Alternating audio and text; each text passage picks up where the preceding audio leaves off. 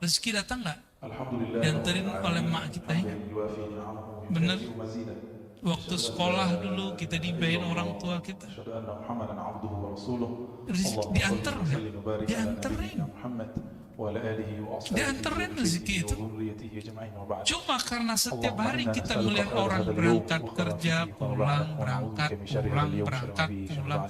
Orang mengira rezeki dicari. Bapak saudara, ikhwan fillah, banyak orang mendengar kalam ini. Siapa yang kenal dirinya, maka kenal Tuhannya. Sering dengar ya? Man arafa nafsahu faqad arafa Rabbahu. Siapa yang kenal dirinya, dia pasti kenal Tuhannya, Rabbahu. Imam Ibnu Qudamah itu menyebutkan redaksi yang berbeda. Man arafa qalbahu arafa Rabbahu.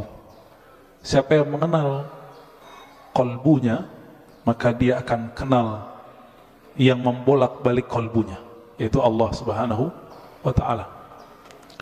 Ada yang bertanya, ini hadis atau bukan? Nah, ini pertanyaannya dua sebenarnya. Ini hadis atau bukan? Lalu maknanya apa? Setelah kita teliti, ilmu hadis itu, Bapak saudara Allah, jika kita buat pemetaan, ilmu keislaman, bahkan semua ilmu di dunia, itu dapat dirumuskan jadi 4 cara mengetahuinya. Disebut epistemologi. Bahasa Arabnya madarikul ulum. Bagaimana cara mengetahui suatu hal? Yang pertama lewat indera, bukti-bukti fisik. Yang kedua, akal. Kita pikirkan, kita tahu. Yang ketiga, kita tes. Yang keempat, pakai spiritual, pakai rohani. Ilmu hadis itu yang pertama. Jadi ilmu hadis, dia ilmu bukti fisik. Mesti didengar, mesti ada bukti fisiknya. Maka secara ilmu hadis, hadis ini tidak bersumber dari Rasulullah Sallallahu Alaihi Wasallam. Dari siapa ketemunya? Ternyata ketemu perkataan seorang ulama salaf, namanya Yahya ibn Mu'az Ar-Razi. Yahya bin Mu'az Ar-Razi. Yahya bin Mu'az Ar-Razi ini ulama ahli qalbu di zamannya. Beliau wali besar. Kalamnya itu bukan lagi kalam kayak kita.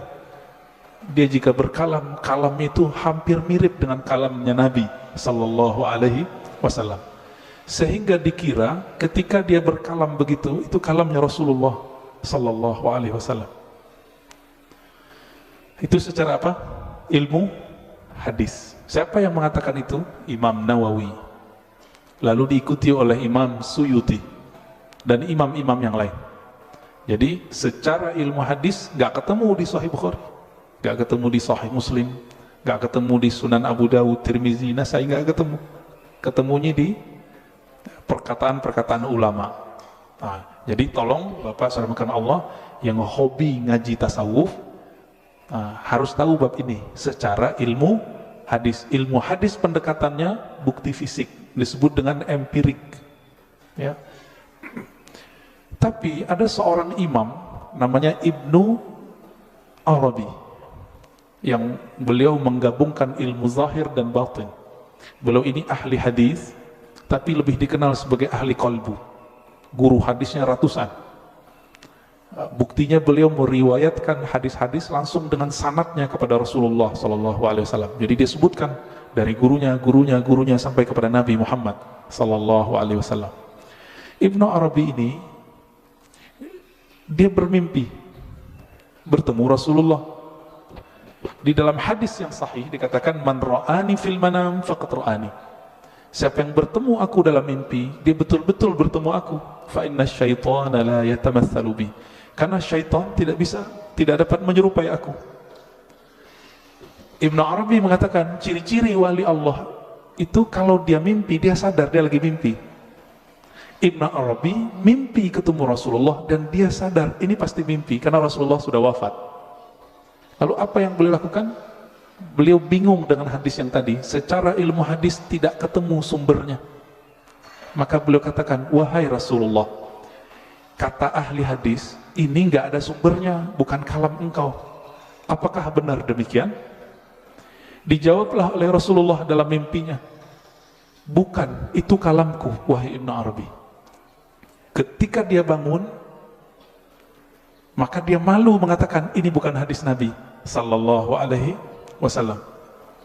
Kenapa? Minimal mimpi ini benar untuk dirinya, meskipun belum tentu benar untuk orang lain. Inilah asbabnya kenapa kalam ini kemudian menjadi ambigu. Apakah ini kalam Nabi atau kalam Yahya ibn Mu'az Ar-Razi? Ya, ini secara gabungan nih. Mimpi masuk kemana?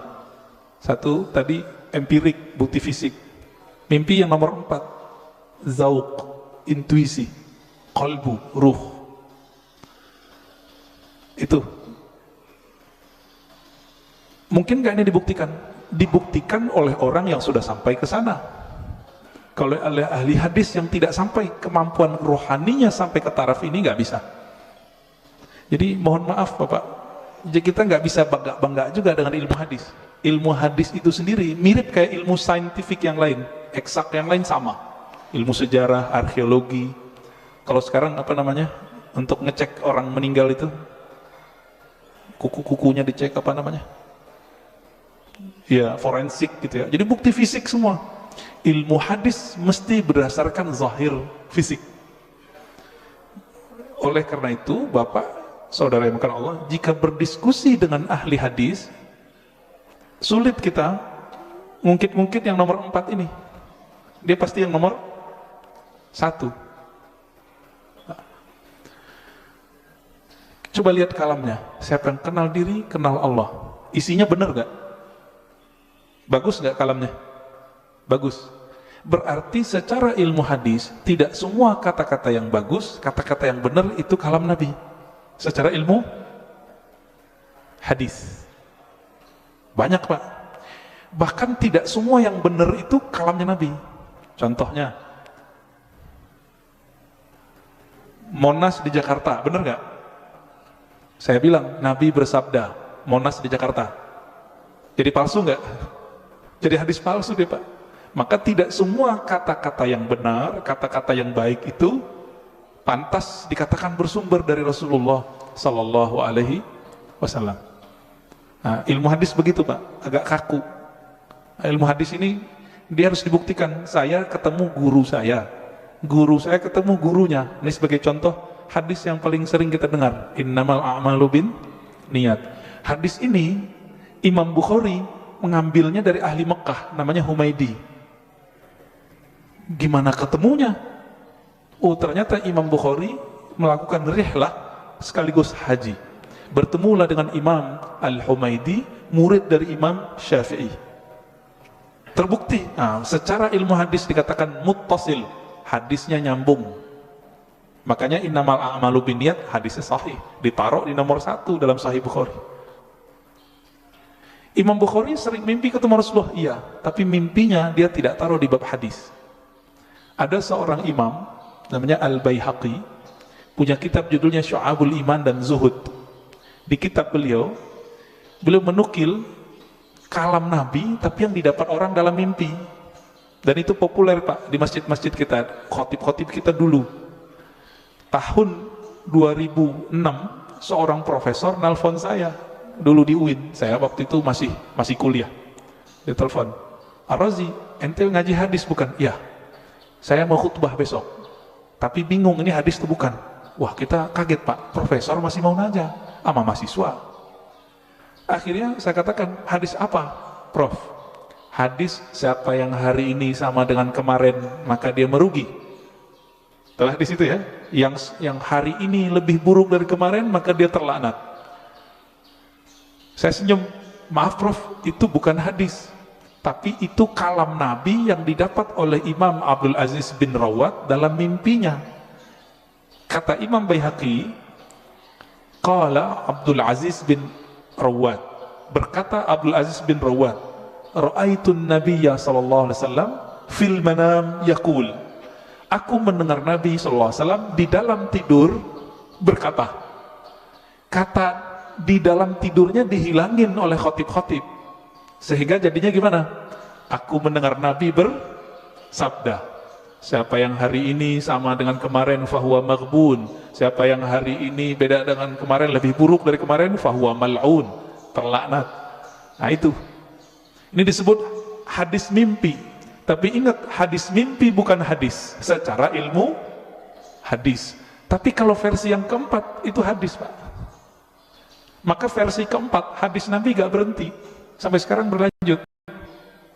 Menurut versi yang keempat, dari mana buktinya? Buktinya Nabi sendiri mengatakan, siapa yang bertemu aku dalam mimpi, dia betul-betul bertemu aku. Loh, tahu dari mana ketemu Nabi? Kalau ingin dibuktikan, buktikan secara fisik. Baca cerita Nabi, fisik Nabi, Syama'il Nabawiyah, perhatikan mimpinya, sama atau tidak. Ini mazhab ahli hadis. Ahli hadis mensyaratkan jika mimpi ketemu Nabi, mesti karakter yang kita lihat sama seperti yang di hadis. Contohnya, Nabi suka pakai baju hijau, pakai serban, terus pakai tutup, ya, ada yang mirip Sayyid Muhammad Alawi Al-Maliki.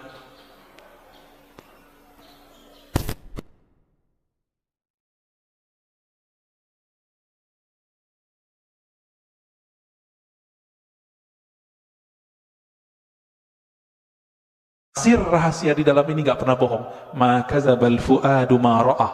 Dalilnya itu. Tidaklah si fuad ini, si kolbu ini, si hati ini pernah berbohong dengan apa yang dia lihat.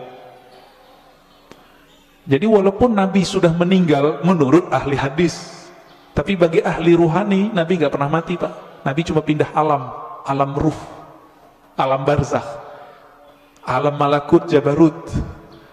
Nah, ada di antara ulama yang setiap hari bisa ketemu Nabi. Siapa itu? Gurunya Imam Syafi'i, namanya Imam Malik. Dihikayatkan dalam kitab Hilyatul Aulia, kitab hadis, tapi berkaitan dengan Tazkiyatun Nafs, karya Imam Al-Hafiz ahli hadis Abu Nu'aim Al-Asfihani. Imam Malik berkata, ma bittu laylan illa wa ra'aitun nabiyya sallallahu alaihi wasallam. Lebih kurang begitu. Tidaklah aku beristirahat malam hari, melainkan saat aku memejam mata, aku memandang kepada Rasulullah sallallahu alaihi wasallam tiap malam, Pak. Siapa imamnya? Imam Malik.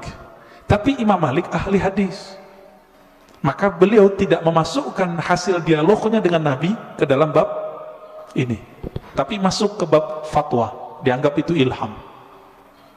Beda dengan Imam Ibnu Arabi, beda dengan Imam Ghazali. Mereka menganggap ini juga hadis, tapi hadis-hadis rohani, tidak masuk ke bab ilmu hadis. Nah, disinilah mulai bertengkar, Pak, antara ahli hadis sama ahli tasawuf. Bagi ahli hadis, kalian sesat. Kenapa? Itu bukan hadis Nabi, itu hadis palsu. Bagi ahli sufi, yang sesat siapa? Kalian gak mengerti kok kami dibilang sesat. Kalian gak bisa berkoneksi dengan Nabi, kok kami yang dianggap sesat. Begitu. Maka kemudian oleh Imam Al-Bihaqi, ya, satu tingkatan di atas Imam Ghazali, itu beliau gabung di kitabnya, di kitab Az-Zuhud, ya, di kitab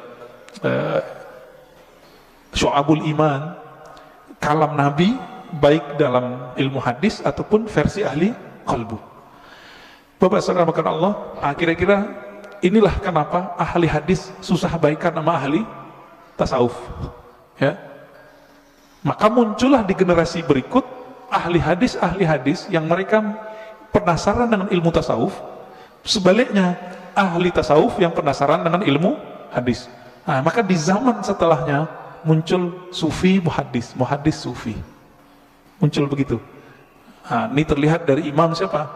Imam As-Subki. Dia ahli hadis juga murid Ibnu Athaillah Sakandari, pengarang Hikam. Ini kitab kecil yang saya bawa, Ibnu Qayyim, dia ahli hadis, belajar tasawuf.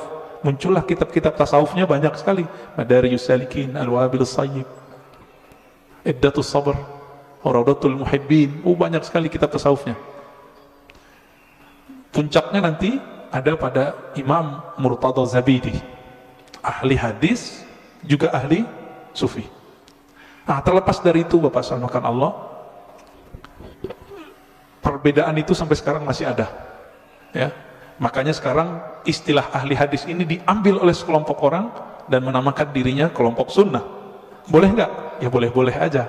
Tinggal bukti aja sanadnya, ya. Punya sanad nggak kepada Rasulullah Sallallahu Alaihi Wasallam? Karena ilmu hadis ilmu sanad. Nggak punya sanad, kazzab, maka dia pembohong. Lalu benarkah kalam man arafa nafsahu faqad arafa rabbahu? Kita sudah katakan tadi, itu benar.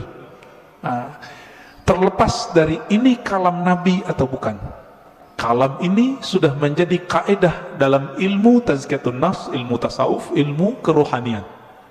Lalu apa maknanya? Siapa yang kenal dirinya, maka dia kenal Tuhannya. Antum nih teman-teman, namanya misalnya Abdullah, dikasih bapaknya Abdullah. Mengenal diri itu mengenal tubuh si Abdullah atau kenal yang mana? Sekedar mengenal jasad? Tentu tidak. Lalu kenal apa ini? Kenal yang mana ini? Bukan yang jasad ini. Kan banyak juga Pak, anak-anak udah 7 hari nggak punya nama. Bapaknya datang ke kita, "Tak, kasih nama dong anak saya." Berarti nama jasad ini itu bisa dibuat, bisa dirubah Pak. Sebelum kita masuk ke tubuh ini, kita punya nama. Benar gak punya nama? Kita lahir di dunia, yang ngasih nama siapa? Orang tua, guru. Sebelum kita masuk ke dunia ini, kita di alam ruh.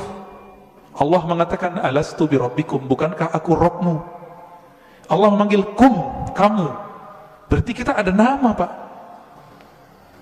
Cuma nama ini disimpan di dalam dada Rasulullah Sallallahu Alaihi Wasallam. Kita nggak tahu.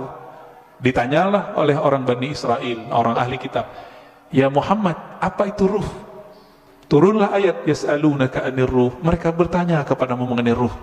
Katakanlah ruh itu urusan Allah. Kamu tidak diberi ilmunya kecuali sedikit. Sedikit di situ, wa ma utitum minal ilmi illa qalila. Sedikit menurut siapa?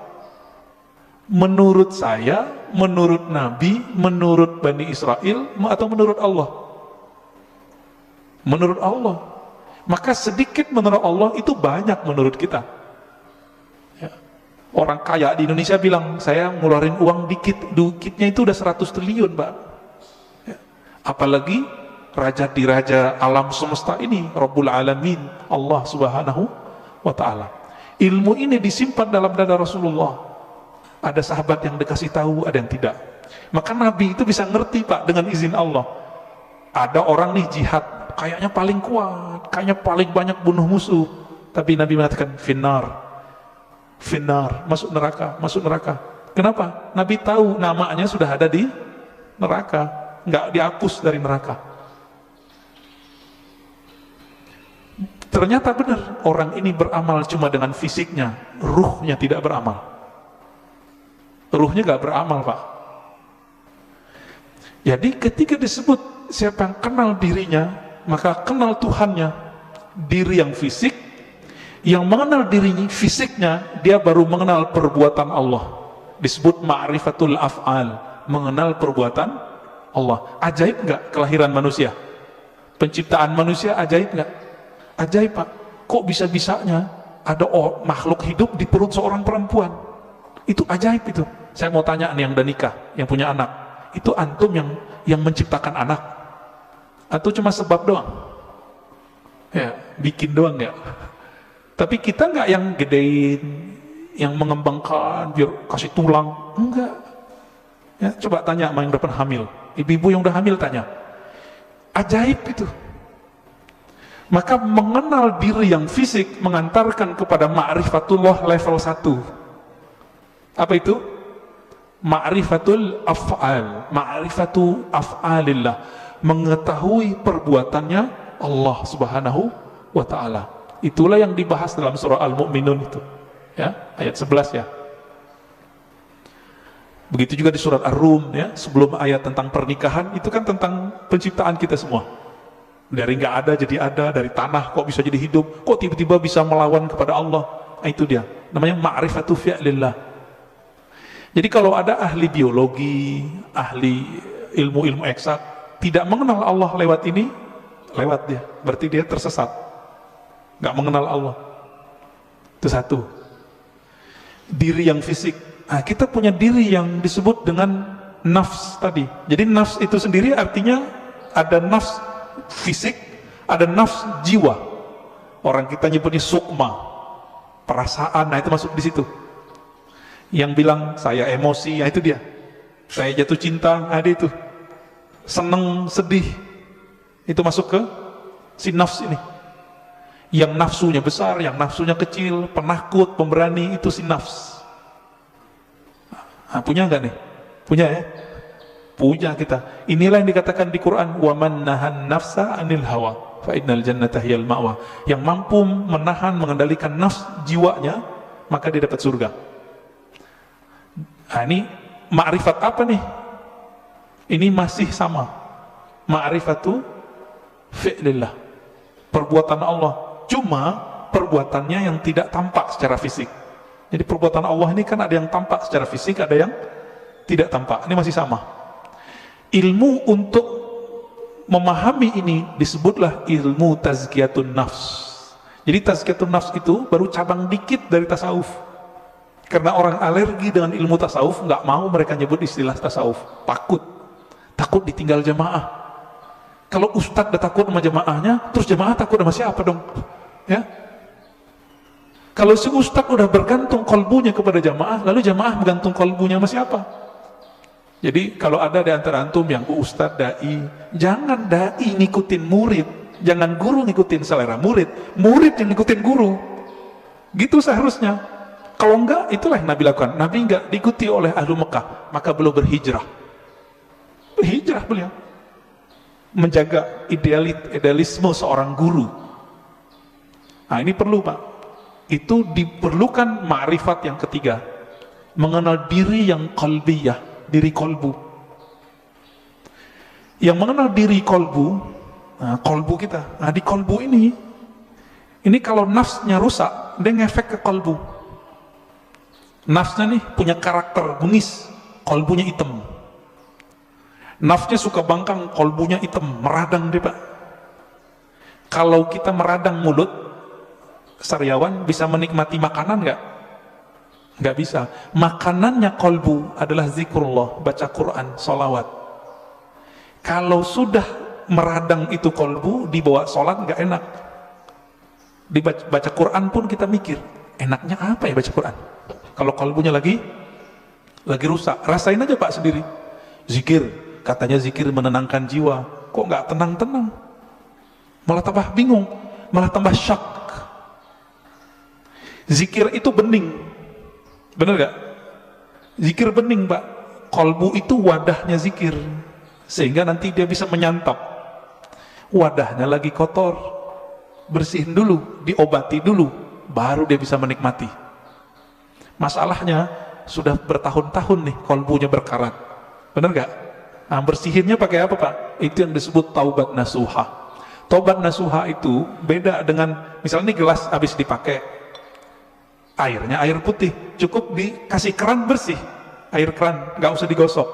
Tapi kalau ini pakai minyak, ada minyak lengket di situ, harus digosok nggak? Nah, ini yang disebut taubat nasuha. Jadi taubat nasuha itu menggosok kolbu kita supaya bersih dengan pengakuan dosa kepada Allah. Nah, di dalam ajaran Islam nggak ada pengakuan dosa ke ustadz, nggak ada, ke pendeta nggak ada, Pak, ke guru nggak ada, ngaku kepada Allah. Semua kita kan punya dosa nih, bener Pak? Ada yang nggak punya dosa? Saya cium tangannya, Pak. Makanya kita dianjurkan cium tangan anak kecil. Makanya Bapak nggak boleh marahin anak kecil atau ngusir anak kecil dari masjid. Terganggulah. Kenapa? Nabi lagi khutbah Jumat, Hasan Husain datang, turun, diambil, digendong. Lagi sholat, naik ke punggung Nabi, ikut sholat. Keberisikan iya, tapi sekali kita usir dia, nanti anak tuh mikir, masjid itu tempat orang-orang galak ya, gitu. Benci nanti dia ke masjid, Pak. Nah, yang benar diatur. Orang tuanya juga harus perhatian. Nah, Bapak Saudara makan Allah, jika kita sudah sampai mengenal diri si kolbu itu cuma mau satu, asma Allah.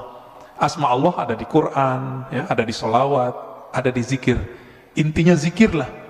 Semakin banyak kita mengenal nama Allah, semakin banyak makrifat di dalam kalbu. Maka di sini wajib ada kajian Asmaul Husna, Pak. Udah ada belum? Harus ada, Pak, di sini. Ntar mati bawa apa? Mati bawa apa ntar? Bawa asma Allah. Jangan bawa nama-nama bapak kita, nggak kepake. Bapak gue kiai, nggak kepake, Pak. Saya Ustadz Haji, yang kan nggak dipakai. Habib pun nggak laku, Pak, dikubur. Bapak ini keturunan Rasulullah, nggak laku dikubur kalau nggak bawa ma'rifat. Malah diragukan, masa keturunan Rasulullah begini, kata malaikat itu, ya. Kalau nanti Rasulullah bawa syafaat mungkin, tapi kan malaikat mungkar nakir ini seperti orang yang jaga depan kantor, Pak. Dia nggak mau tahu, yang lewat dia periksa, bener gak? Nah, Bapak saudara Allah, ma'rifat qalbu itu hanya dengan mengenal nama dan sifat Allah. Nah, jadi coba deh di sini dibuat nanti kajian Asmaul Husna yang mateng, bukan yang separuh-separuh, enggak, jangan, yang mateng kajiannya. Gurunya ahli zikir, bersanad zikirnya kepada Rasulullah. Insya Allah, Pak, enak ngajinya, kan banyak nih. Carilah ya, semoga ketemu nanti. Asma, sifat. Nah, ma'rifatus sifat itu masih bagian dari kolbu, paling dalam. Dia udah masuk ke dalam sirnya kolbu. Kan kolbu ini dia ada bagian-bagiannya, Pak. Kolbu itu disebut ada fuad, ada yang disebut dengan lub. Inti dari kolbu disebut lub. Nah, rahasia yang ada di dalam inti kolbu itu disebut dengan sir. Maka disebutkan dalam Al-Quran, Allah ya'lamu sirra wal akhfa. Allah mengetahui yang sir, yang tersembunyi, bahkan yang akhfa, yang samar. Nah, itu ketahuan oleh Allah SWT. Nah, di mana kesimpannya itu? Itu di dalam kolbu paling dalam. Kita ini semua dulu kan pernah ketemu Allah. Memori itu kesimpan di situ, Pak. Ada yang ingat gak? Gak ada yang ingat ya? Bener. Makanya Allah utus Rasul. Supaya apa? Memantik sir supaya dia kemudian kembali muncul. Ketika muncul, sir itu bernama zikir. Ketika dibahasakan, dia bernama ma'rifat. Ma'rifat itu ungkapan pengenalan si hamba kepada Allah Subhanahu wa ta'ala. Bapak nih pernah ketemu dengan seseorang dulu, kesimpan gak di memorinya? Kesimpan. Ketemu seseorang yang berkesan. Apanya yang berkesan? Parfumnya. Nanti kita ketemu parfum yang sama, itu teringat, Pak, wajahnya. Itulah sebabnya jika ada orang benar teknik berzikirnya, bersambung sanad zikirnya kepada Rasulullah SAW, lisannya menyebut, akalnya memaknai, kolbunya merenungi, ruhnya merasakan, nangis dia saat itu. Seperti orang pulang kampung. Pertama orang pulang kampung habis merantau, rasanya gimana? Terharu, Pak. Nah, kalau Bapak Ibu ini kan pada hari raya di luar kota, lagi merantau, malam takbiran nangis, dengerin takbiran. Kenapa tuh nangis? Ingat kampung, kirain ingat Allah. Takbiran ingat Allah, nangis. Wah, itu arif billah namanya, kenal Allah dia. Mak takbiran nangis, ingat siapa? Kampung. Kita lupa, kita punya kampung lain, namanya kampung arwah. Lupa apa ya? Kampung arwah. Ngapain si arwah di kampung itu? Dia menatap Allah Subhanahu wa ta'ala. Dia menatap Allah, Pak. Supaya dia bisa menatap Allah lebih dekat, apa yang dia lakukan? Dia mendekat kepada nur sumbernya. Itu yang disebut nur Muhammad. Jadi dulu, itulah yang dikatakan oleh Nabi, kuntu nabiyan, aku sudah jadi nabi, Adam belum dicipta, udah jadi nabi di alam ruh. Makanya roh-roh itu mendekat semua kepada Rasulullah supaya bisa tetap dekat memandang Allah Subhanahu wa ta'ala. Itu, Pak, maknanya. Itu kalau kita punya ruh yang bercahaya, pasti rindu ingin mengenal ilmu ini. Pengen mengenal ilmu ini. Itu yang bikin orang nangis, nangisnya permanen Pak. Tangisan itu yang bisa memadamkan api neraka. Kalau tangis yang malam takbiran tadi enggak. Itu mah tangis pulang kampung. Mau pulang gak ada duit. Atau kayak tahun-tahun ini kan mau pulang kena COVID. Dompetnya Pak kena COVID. Gak bisa pulang, nangis. Itu nangis apa? Teringat kampung fisik. Jadi jika orang bisa nangis karena ingat kampung fisik, kampung badan ini, teringat orang tua zahir, apalagi jika dia teringat dengan orang tua rohaninya. Sering dengar nggak istilah Nur Muhammad? Ya, masih ingat? Disebut apa? Nur Muhammad itu Abul Arwah, bapaknya sekalian roh. Maka ketika roh itu rindu ke siapa? Dia rindu sama ayahnya.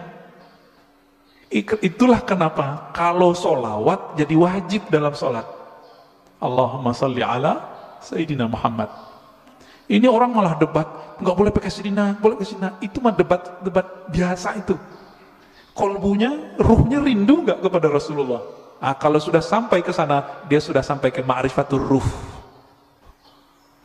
Mengenal ruh dari mana dia berasal. Dulu dia bersama siapa? Nah, ini kabar gembiranya Pak. Ruh kita ini dulu ngapain di sono, sekarang diulang aktivitasnya. Kalau dulu Bapak di sono suka mendatangi Nabi, suka mendatangi orang yang dekat dengan nur Nabi itu, maka sekarang Bapak pasti suka dengerin pewaris-pewaris Nabi. Pasti cinta sama zuriat Nabi. Nah, orang-orang yang dulu mencintai Rasulullah di sana, di alam ruh itu, dia cinta kepada nur Nabi, maka Allah kasihlah dia fisik di dunia bernama Habib atau ulama, dua aja, Habib atau ulama. Jadi kenapa Habib terlahir sebagai Habib, Kiai sebagai Kiai, Gus sebagai Gus, Ajengan sebagai Ajengan? Karena dulu nurnya mengagumi nurnya Nabi Sallallahu Alaihi Wasallam. Itulah makna hadis al-arwah junudun mujannadah, hadis sahih Muslim. Ini syarahnya jarang orang menjelaskan ini. Roh itu dia berbaris-baris seperti tentara. Nah, dulu nih Bapak kalau dibukakan pintu kolbunya, itu bisa lihat Pak, dulu kita seperti ini di sono, ngumpul Pak seperti ini. Bapak kenapa sebut masjid ini Masjid Nabawi? Karena merindukan Nabi Sallallahu Alaihi Wasallam. Semoga para pewakaf, pendiri, pengurus diberkahi oleh Allah, diberi rindu kepada Rasulullah. Bahkan sebelum wafat Allah kasih mimpi ketemu Rasulullah Sallallahu Alaihi Wasallam. Amin. Pasti bisa Pak. Rasulullah kan nggak mati beliau, cuma pindah alam. Kalau kita bisa mati sebelum mati, bukan bunuh diri loh Pak ya. Mati sebelum mati itu apa? Mampu memilah ini alam jasad, ini alam pikiran, ini alam kolbu, ini alam ruh. Mampu dia berzikir, bertahan, bisa dia ketemu Rasulullah Sallallahu Alaihi Wasallam. Bisa Pak. Dulu Sayyid Muhammad Alawi Al-Maliki kalau mau ngapa-ngapain, itu nanya sama muridnya, masih hidup, saya nggak usah sebut namanya, kalau disebut ntar jadi orang mengkultuskan beliau nanti.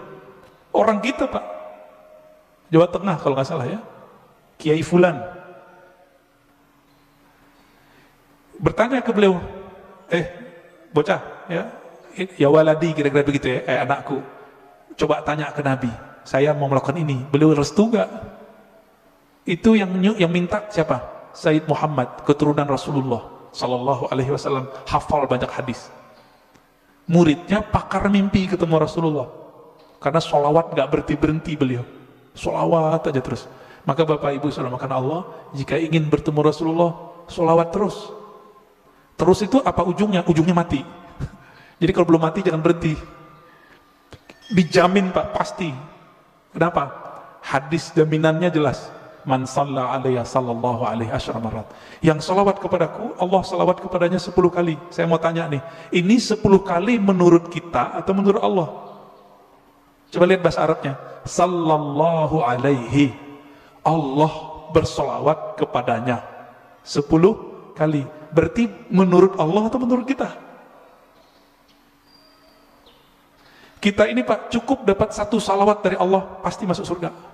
Salawat disertai rahmat. Masuk surga. Kalau 10 ketemu Rasulullah sallallahu alaihi wasallam. Ketemu Rasulullah pasti. Maka Nabi mengatakan, ini garansi Rasulullah. Orang yang paling dekat kepadaku nanti. Siapa? Aksaruhum salatan. Yang paling banyak bersolawat kepadaku. Inilah media kalau mau ketemu Rasulullah. Bisa. Siapa yang bilang gak bisa? Ya? Nabi mengatakan, nanti di akhir zaman ada Dajjal. Seandainya aku hidup saat itu, akulah hajijun alaikum, akulah pembela kalian. Secara fisik Nabi nggak ada, Pak, tapi kan pewarisnya ada.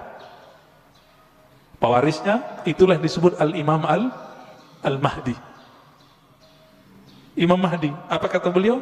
Namanya seperti namaku. Nama dalam bahasa Arab ismun. Ismun artinya tingkatan dan kemuliaan, bahkan ilmu. Itu artinya. Bukan Muhammad bin Abdullah. Muhammad bin Abdullah mah banyak habaib namanya dari dulu Muhammad bin Abdullah, tapi bukan Imam Mahdi. Ya. Ini sekarang banyak yang kajian akhir zaman tapi terjebak pada riwayat ahli hadis fisik. Tidak mempertimbangkan ahli rohani. Nah, ini kesalahan besar kajian akhir zaman hari ini. Akhirnya yang terjadi cocok logi. Kita berterima kasih, syukron ya, terima kasih para asatis akhir zaman. Antum telah membuat kita aware, sadar mengenai hadis akhir zaman. Cuma kadang nggak cocok. Hidungnya lurus gitu ya. Itu mah ciri fisik habaib, rata-rata begitu hidungnya. Ya. Bukan itu kalau mengenal Rasul. Rasul itu kolbunya yang mau dilihat. Berarti ini yang disebut ismun tadi. Ya. Maka yang keempat itu Bapak serahkan Allah.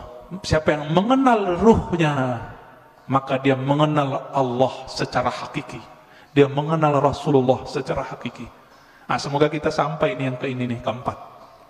Mengenal ruh, walaupun sedikit menurut Allah itu kan banyak bagi kita. Setetes saja Allah beri, itu udah lautan bagi kita. Ya. Nah, caranya banyak-banyak aja Pak, sholawat. Bapak ini kan, mohon maaf ya, pemalas cari guru, maunya didatangin guru mulu, ya enggak? Carilah guru yang bisa mengajarkan zikir Pak Rifatullah. Nanti diajarin Pak, cara berselancar kepada Allah. Tapi kalau masih males, udah sholawat aja dulu. Nah, nanti sholawat ini nurnya akan membimbing kita. Insya Allah ya. Jadi lebih kurang makna ringkas dari man arafa nafsahu faqad arafa rabbahu, 4 level ini. Ya, tinggal dilihat kita bagian yang mana.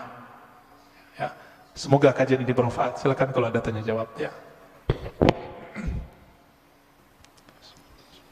Alhamdulillah selesai materinya, kita masuk ke sesi tanya jawab.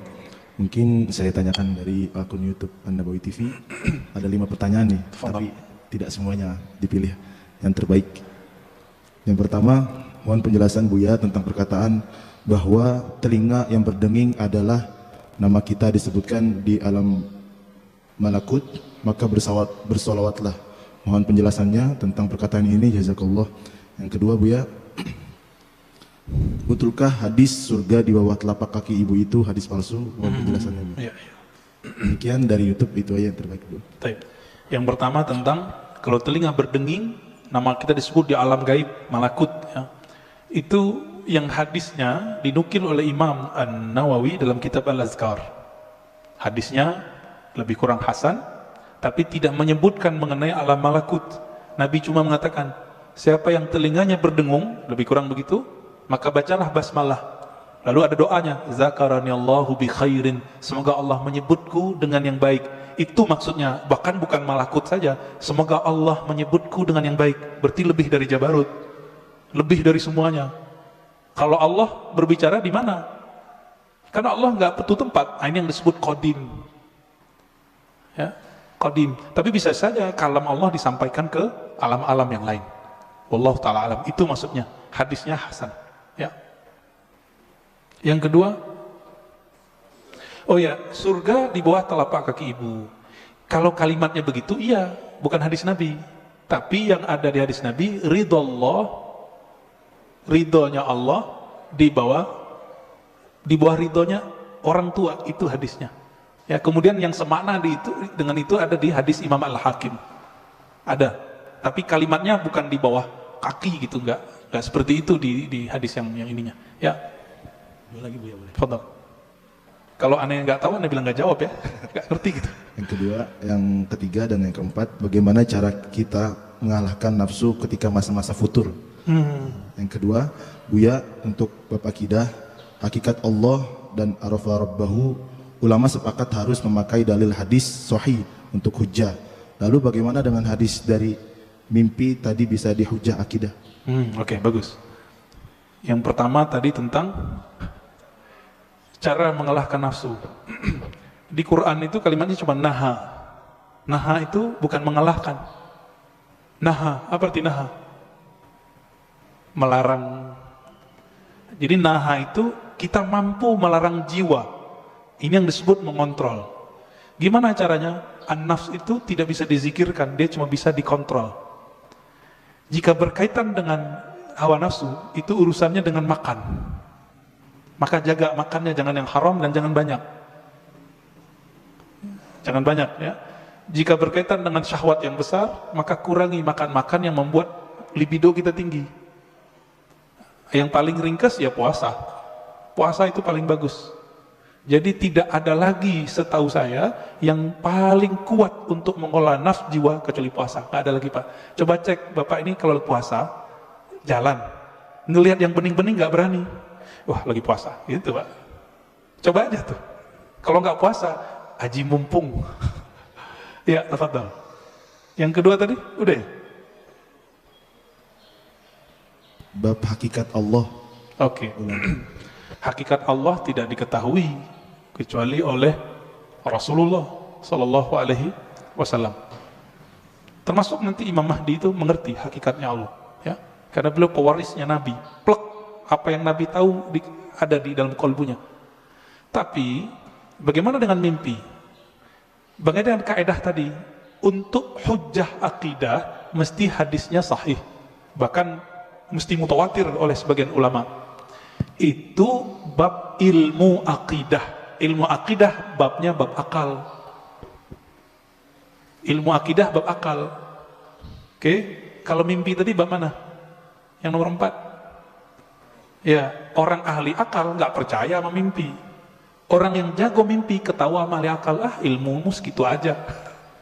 Ya, jadi kita nggak perlu membantah. Ini dua jalur yang berbeda, gitu. Nabi SAW mimpi nggak? Mimpi Pak.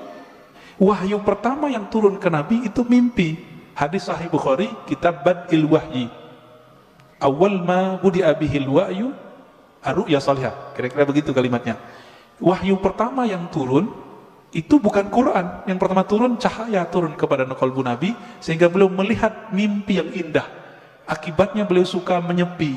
Faitahannas fi ghari Hira. Lalu beliau menyepilah di Gua Hira. Itu. Jadi kalau kita menolak bab mimpi sama dengan menolak bab wahyu. Ingat, mimpi siapa nih? Mimpi waliullah, mimpi nabiullah. Kalau mimpi bapak, ibu mungkin ya, kita tolak aja ya. Tapi Nabi mengatakan di akhir zaman hampir-hampir saja mimpi semua orang beriman itu benar. Pada beriman gak sih? Beriman gak? Beriman gak? Benar ke siapa? Ke Allah, ke Rasulullah. Rasulullah mengatakan salah satu warisan kenabian itu adalah ar-ru'ya as-salihah. Ar-ru'ya as-salihah juz'un minan nubuwah. Hadis Imam Tirmizi, hadis sahih. Ya. Jadi ahli kolbu itu jaga benar.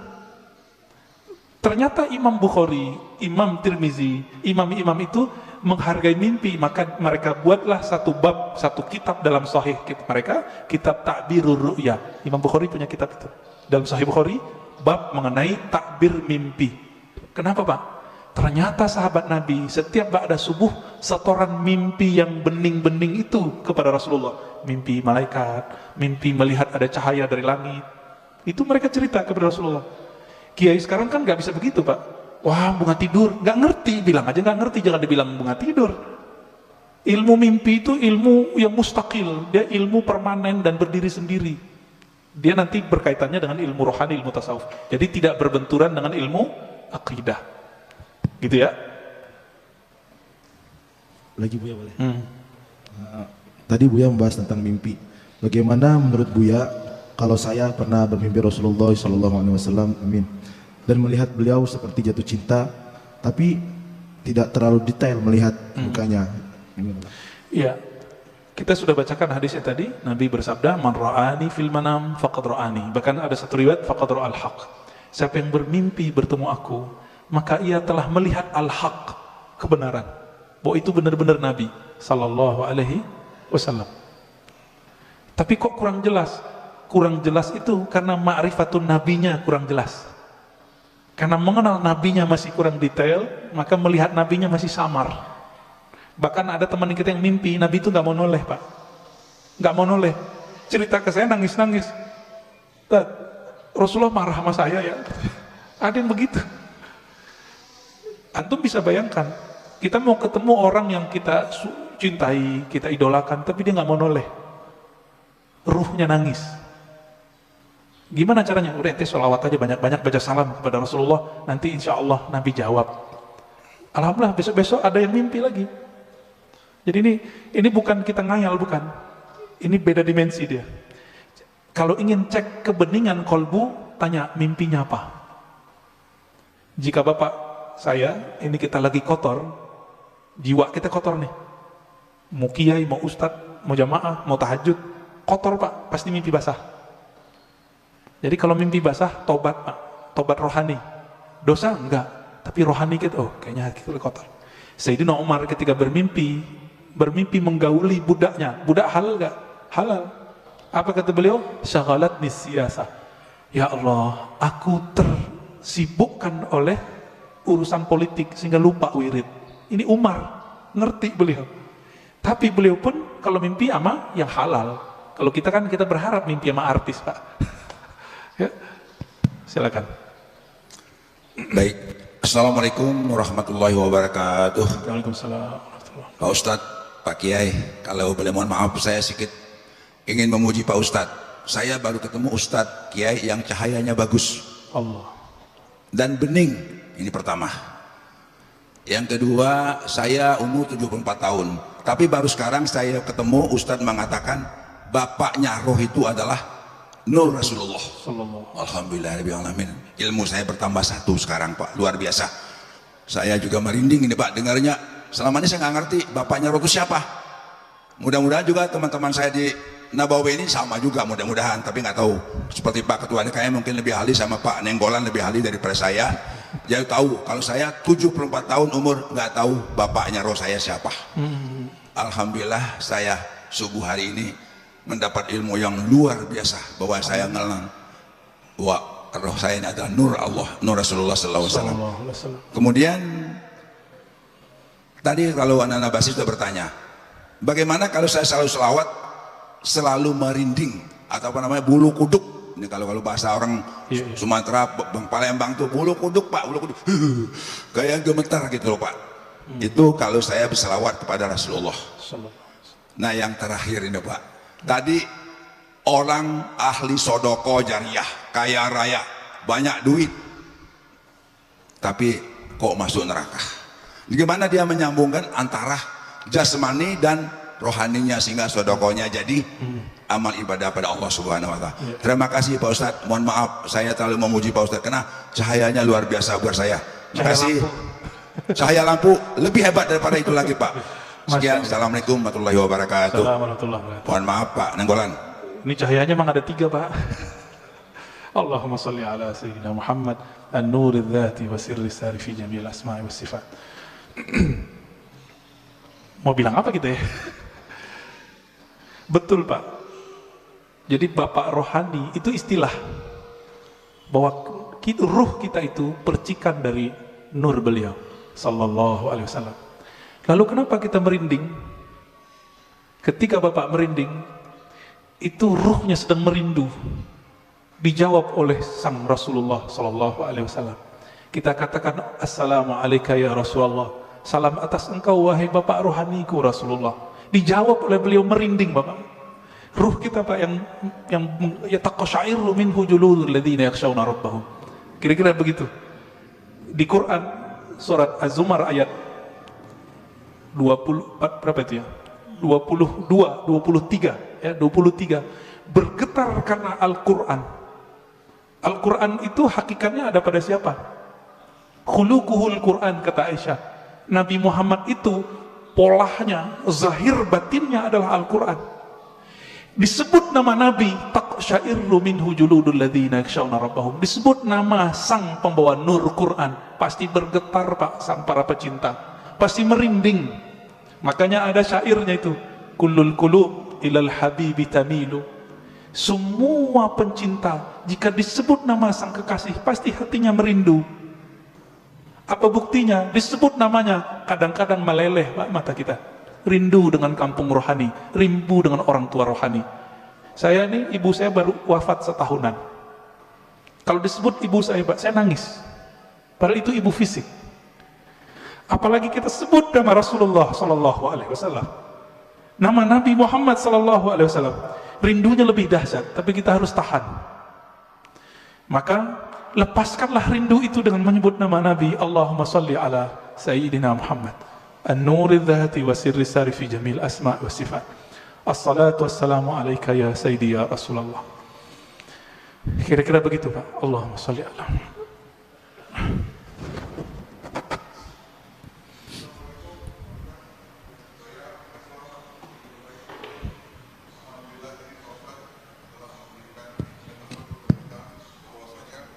Bapak rohani kita adalah Rasulullah Sallallahu Alaihi Wasallam. Pada saat pembukaan, Pak Ustadz juga mengatakan bahwa nama yang kita pakai sekarang ini adalah nama jasad yang diberikan oleh orang tua kita, guru kita, ataupun tetua kita, kakek, nenek misalnya. Sekarang saya mau tanya, siapa nama rohani kita Pak Ustadz? Yang dimana binnya adalah bin Muhammad Rasulullah SAW. Demikian. Assalamualaikum warahmatullahi wabarakatuh. Yang tahu nama kita, orang tua kita bukan? Yang ngasih nama kita siapa Pak? Orang tua kita. Maka yang tahu nama ruhani Bapak, itu bukan saya. Tapi siapa yang tahu? Bapak Ruh. Tapi Bapak Ruh itu punya pewaris. Bukan ulama yang bisa baca kitab ini. Ulama yang mewarisi kolbunya Nabi, plok semuanya dia warisi. Itulah nanti namanya Al-Imam Al-Mahdi. Kalau umur Bapak panjang, bisa. Jika belum muncul Imam Al-Mahdi, maka wali yang disebut wali Ghaus. Jika di ilmu fikih disebut mujtahid mutlak. Mujtahid mutlak dia tahu nih barang hukumnya apa, keluar namanya.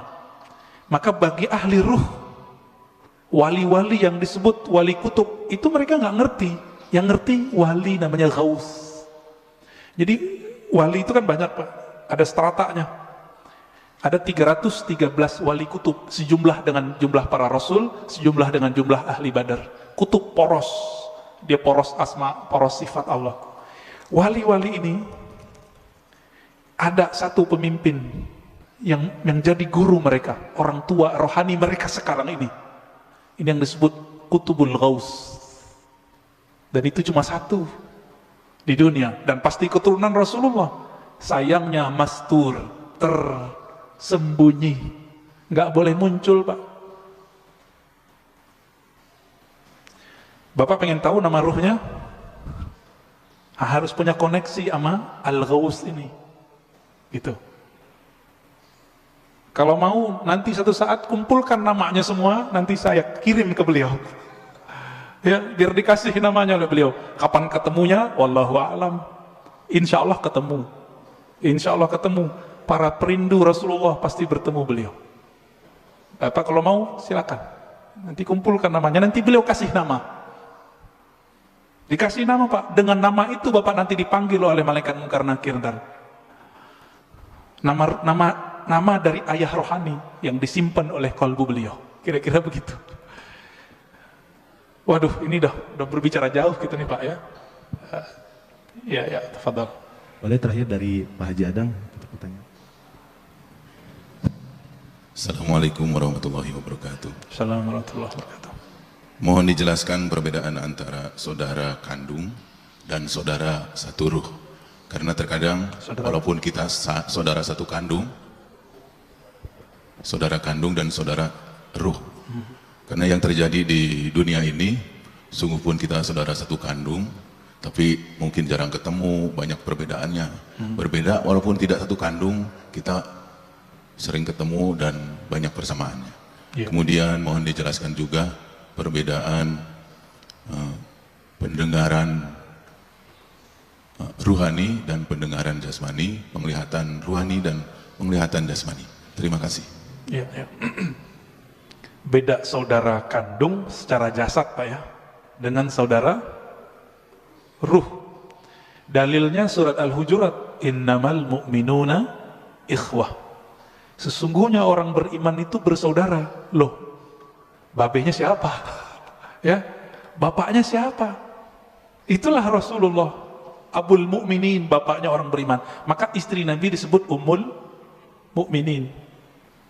Tapi kan kita nggak manggil Nabi Abul Mukminin, padahal itu nama beliau sebenarnya. Disebut lebih tepat Abur Ruh. Nah, saudara ruh ini itu diketahui dari syahadat Pak, dan pengenalannya kepada Bapak Ruh.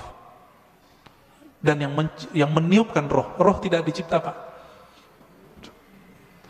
Tapi jika yang dimaksud roh itu jiwa dicipta. Jadi tergantung nih, kan ulama kita kadang menyebut roh tapi artinya nafs.